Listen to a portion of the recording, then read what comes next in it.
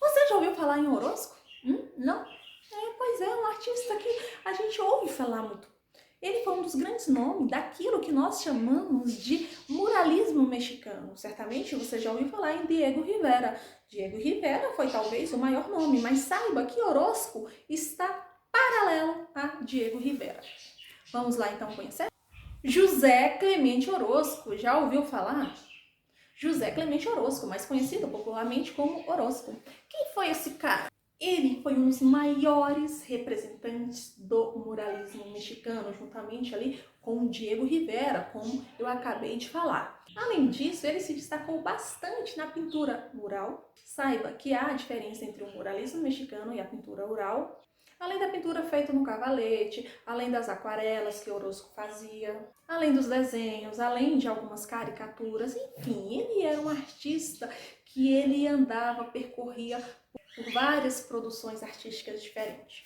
E saiba que uma das temáticas mais usadas pelo artista é justamente a revolução. Revolução? Qual revolução? A revolução, aquilo que diz respeito à luta do povo, à luta pelo povo. A luta do povo para quê? Para poder atingir os seus direitos. Então essa era a sua temática preferida, porque a partir daí poderia surgir uma nova sociedade, aquela sociedade que foi conquistada por meio dessas revoluções. Tá bom, mas quais são as influências estéticas do Orozco que você vai conseguir perceber ao analisar não somente a obra em questão, mas várias outras obras dele? Vai ser o realismo e o expressionismo. Hidalgo Incendiário é uma pintura de parede que se encontra no interior de um prédio do governo de Guadalajara. Vamos lá, mas quem foi Hidalgo Incendiário? Esse senhor que está passando aqui na sua frente foi um padre rebelde, tá? Ao mesmo tempo que ele era rebelde, ele era considerado um padre-herói. Por que ele é considerado um padre-herói? Porque ele lutava contra toda opressão, juntamente ali com os seus fiéis. Ele foi um padre que foi acusado de defender ideias iluministas e da Revolução Francesa. Aí depois de algum tempo, o que aconteceu com Hidalgo? Ele foi capturado, ele e alguns outros soldados, e foram executados. Então você já percebeu que essa obra aqui, ela vai ter uma relação direta com a política e com a questão religiosa, até porque Hidalgo, ele foi um líder religioso, ele era muito generoso e ele lutava junto com o povo, com a sua população. Ele acabou se tornando muito popular entre os seus fiéis, tanto é que chegou a um tempo que ele foi convidado para comandar o movimento de independência, e a sua morte aconteceu algum tempo após esse movimento de independência. E pegando aqui essa obra, a gente vai analisar o que? Essas formas visuais, aquilo que é visível, aquilo que pode ser observado por meio desses elementos básicos visuais e que podem ser descritos pelo espectador. Quem é o espectador? Eu, você, qualquer pessoa que pode observar a obra. Observando essa obra, o que você percebe? Opa, mural que mostra claramente quem? Miguel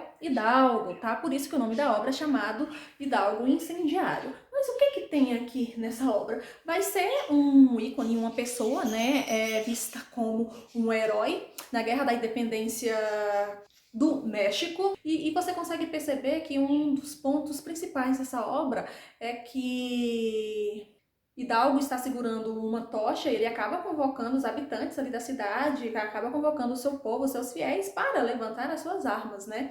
E é aqui que a gente percebe que a obra, ela não vai mostrar apenas esse herói, mas sim o seu povo. E se você analisar mais um pouquinho abaixo na obra, você consegue perceber um grupo de pessoas que está aqui na base desse mural.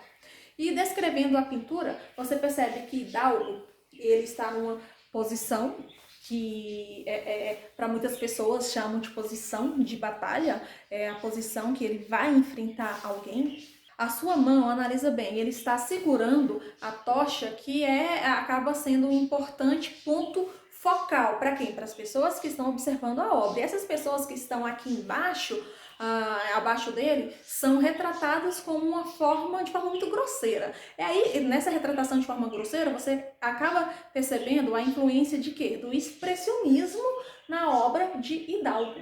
Além disso, você consegue ver toda a questão da tristeza e do sofrimento alheio. Mais uma vez, a questão do expressionismo. Opa, mas isso aqui é a representação de algo que aconteceu. Por que não realismo?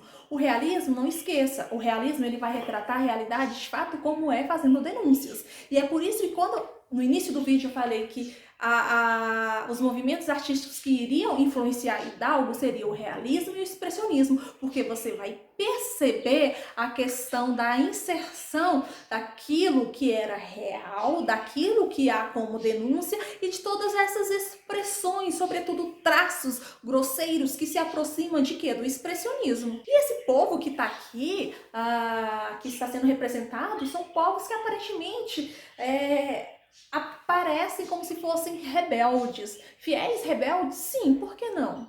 Ou poderia ter também até pessoas que não fossem fiéis aí no meio de toda essa multidão. E você observa, consegue perceber que há bandeiras vermelhas aí? Essas bandeiras vermelhas, sabe o que significa? Significa uma transição entre todos esses sujeitos que estão aqui nessa produção artística. Qual é o elemento principal? Hidalgo. Ponto. Depois disso, a gente começa a perceber outros elementos secundários, terciários e assim sucessivamente. E mais, Hidalgo está pronto para a batalha.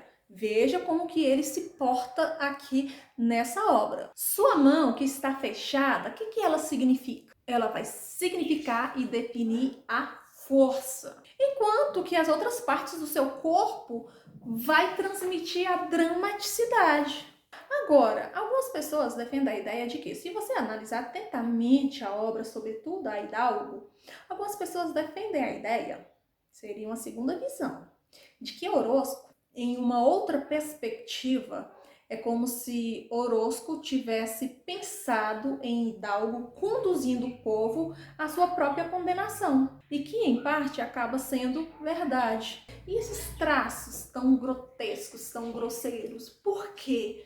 Por que o artista resolveu fazer isso em meio a uma representação real que aconteceu no local? São questionamentos que eu deixo para você, estudante, começar a analisar e ter uma perspectiva diferente, porque o espectador também precisa analisar com seus próprios olhos, sem ser necessariamente aquela análise que você já pega pronta e visualiza.